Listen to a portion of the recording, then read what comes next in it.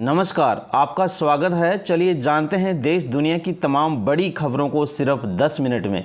लेकिन इससे पहले आप कहां से न्यूज़ देख रहे हैं हमें कमेंट में बताना ना भूलें, और इस वीडियो को लाइक नहीं किया है तो लाइक करके चैनल को सब्सक्राइब करें। प्रधानमंत्री नरेंद्र मोदी ने कहा, पश्चिमी एशिया संकट चिंताजनक है, दुनिया हालात बेहद खराब हैं।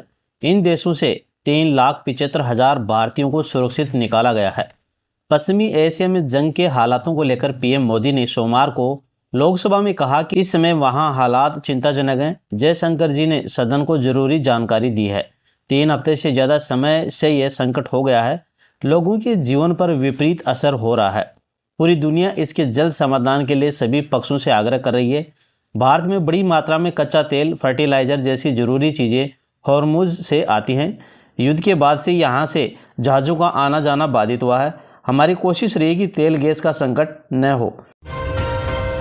राजस्थान, दिल्ली में बारिश हुई, पुरी में कोहरा और उत्तराखंड के केदारनाथ में 4 फीट तक बर्फ जम गई है। 3 दिन बाद फिर एक्टिव होगा वेस्टर्न डिस्टर्बेंस। राजस्थान और दिल्ली के कई इलाकों में सोमवार सुबह सुबह बारिश हुई, जबकि उड़ीसा के पुरी में घना कोहरा छाया रहा। इससे भगवान जगन्नाथ का मंदिर धुंध में भी छिप गया।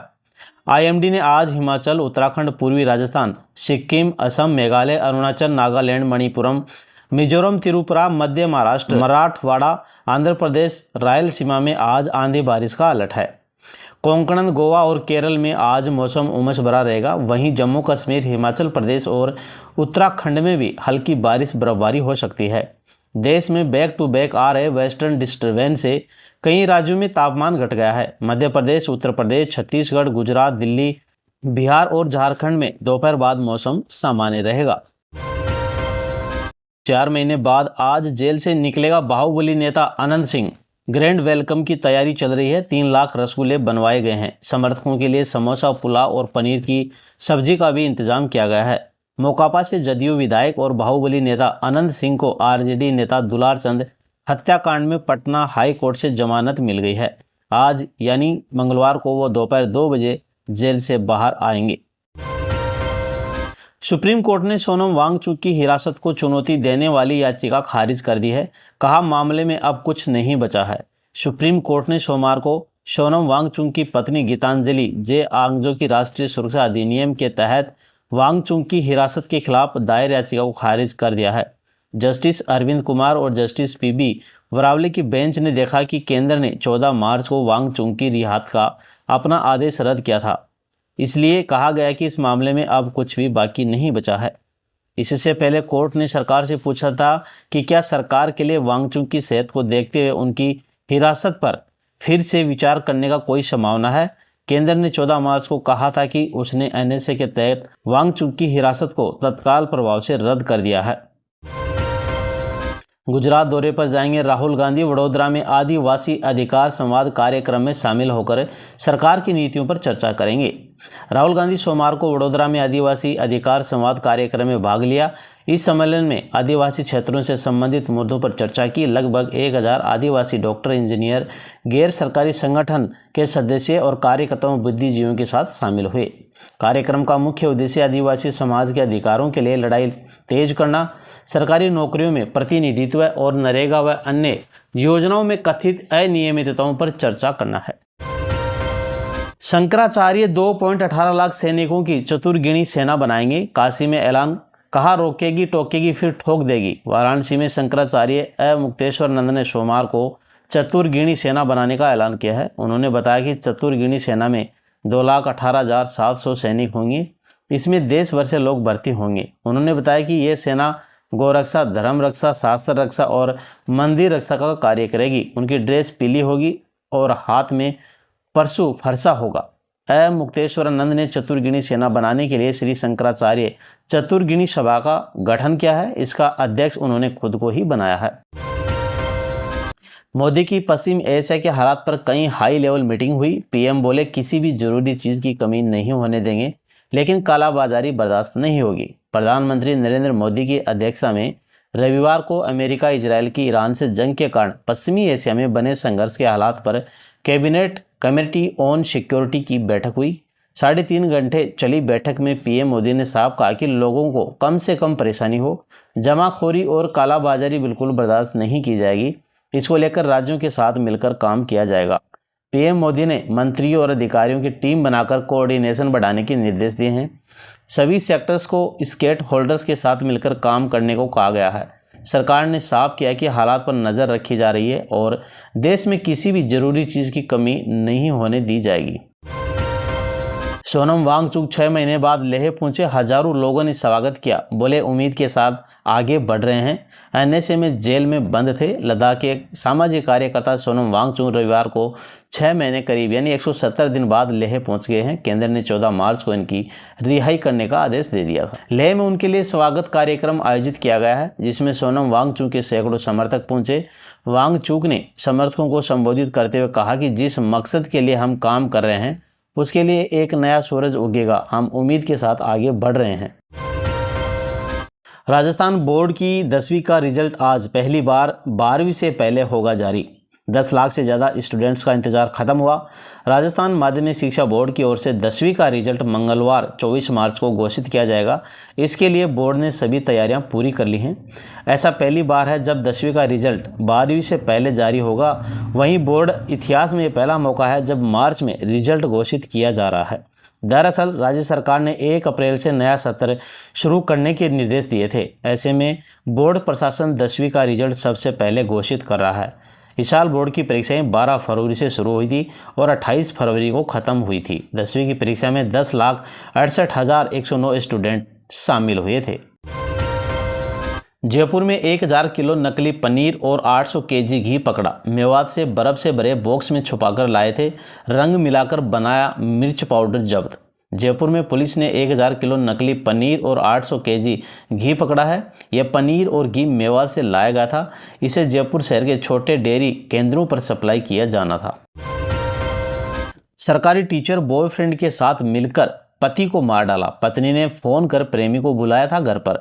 दंपति में आपस में झगड़ा हुआ था। बालोतरा में युवक की हत्या उसकी पत्नी ने और बॉयफ्रेंड ने मिलकर कर दी। पति पत्नी में झगड़ा हुआ था। इसके बाद पत्नी ने कॉल करके प्रेमी को घर बुलाया। दोनों ने गला दबाकर युवक की जान ले ली। युवक का शव 21 मार्च को सुबह घर के कमरे में मिला था। पुलिस ने रविवार रात 8 बजे पत्नी और प्रेमिका को गिरफ्तार कर मामले का खुलासा किया। मामला गिड्डा थाना इलाके का है। यूपीएससी में सेलेक्ट एमपी के 61 युवाओं का सम्मान किया। सीएम डॉक्टर मोहन यादव बोले, आपका चयन स्थायी है, हमें तो हर 5 साल में परीक्षा देनी पड़ती है। कुशाभाऊ ठाकरे सभागार में शनिवार को यूपीएससी के चयनित अभ्यर्थियों के लिए सफलता के मंत्र सम्मान समारोह आयोजित किया गया। मुख्यमंत्री डॉक्टर मोहन यादव की मौजूदगी में इस कार्यक्रम में उन 61 चेहरों की चमक दिखी जिन्होंने संघर्ष और सीमित साधनों के बीच देश की सबसे कठिन परीक्षा को पास किया। यूपी के 10 जिलों में बारिश और 20 में अलर्ट घोषित किया गया है। नोएडा गाजियाबाद में रुक रुक कर बरसात हो रही है। 26 मार्च से पूरे प्रदेश में बारिश के आसार बने हुए हैं। यूपी में एक हफ्ते से बारिश का दौर जारी है। सोमवार सुबह से नोएडा, गाजियाबाद, मेरठ, बरेली, मथुरा समेत 10 जिलों में हल्की बारिश हो रही है। संभल में आंधी के साथ तेज बारिश हुई। मौसम विज्ञान ने आज प्रदेश के 20 जिलों में बारिश का अलर्ट जारी किया है। इनमें ज़्यादातर पश्चिमी यूपी के हैं। वहीं पूर्वांचल के जिलों में मौसम साफ है, हल्की धूप निकली है। मौसम विभाग का कहना है कि आज पश्चिमी यूपी में दिन भर मौसम बिगड़ा रहेगा, रुक रुक कर बारिश होगी। कल यानी मंगलवार से मौसम में बदलाव देखने को मिलेगा। तापमान 4 से 7 डिग्री तक बढ़ेगा। पिछले 24 घंटे की बात करें तो बाराबंकी, महाराजगंज समेत 10 जिलों में हल्की बारिश हुई। सबसे अधिक तापमान लखीमपुर खीरी में 33 डिग्री रिकॉर्ड दर्ज किया गया है। बिजनौर सबसे ठंडा रहा, जहां न्यूनतम तापमान 14.5 डिग्री सेंटीग्रेड रिकॉर्ड किया गया।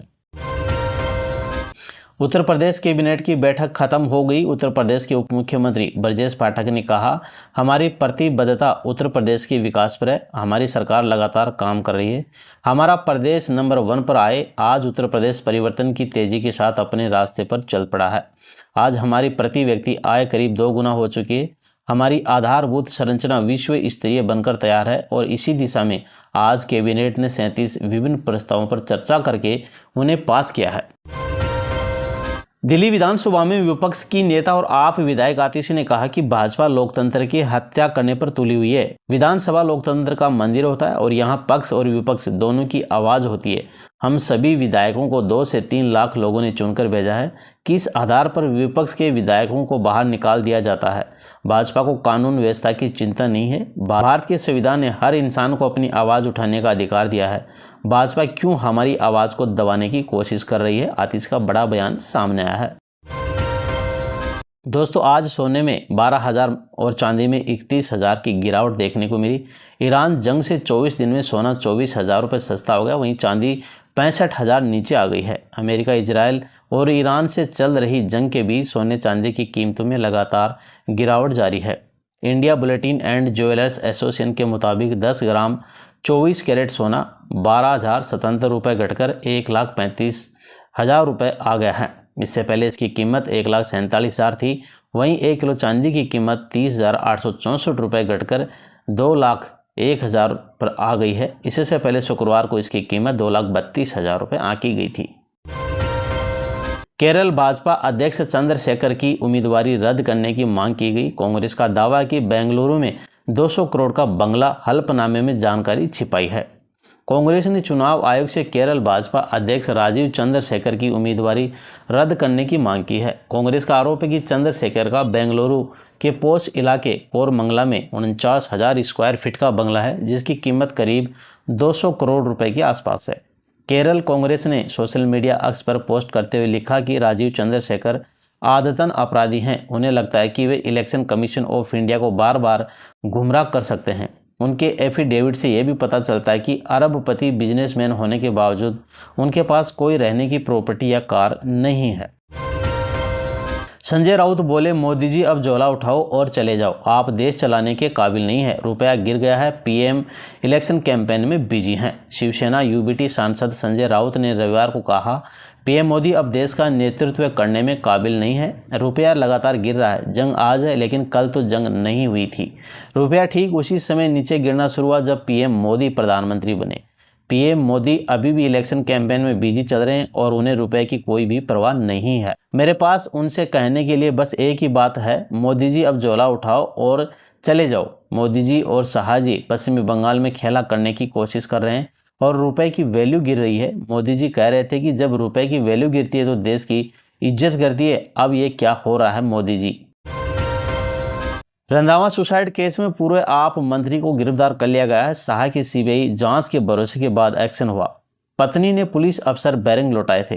पंजाब में वेयर हाउस के district manager DM Gagandeep Singh Randhawa के सुसाइड केस में आम आदमी पार्टी सरकार के पूर्व मंत्री लालजीत भुल्लर को गिरफ्तार कर लिया गया है। बताया जा रहा है कि भुल्लर को फतेहगढ़ साहिब के मंडी गोविंदगढ़ से गिरफ्तार किया गया है। वहीं रंधावा का अभी तक पोस्टमार्टम नहीं हुआ है।